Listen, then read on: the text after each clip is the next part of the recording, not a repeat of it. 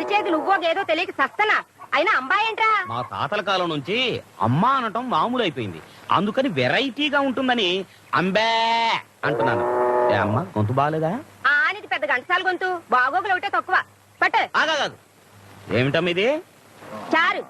ఈ చారులు పులుసులు నా బాడీకి అంతగా పడవు. కాసింత మాంసం కూర, చికెన్ కురుమో, చేపల పులుసులు అంటే వేసుకోమని ఎన్నిసార్లు చెప్పాలి? నిన్ను కష్టంలో పెట్టా, నా మొగుడే నన్ను నిలదీసి అడగడు. నీకెంత పొగరా? పోరా. పోతాంలేమమ్మా, పోకపోతే నీతో కాపురం చేస్తామా? నీ ఇల్లు కాకపోతే 100 ఇళ్ళు. అంబే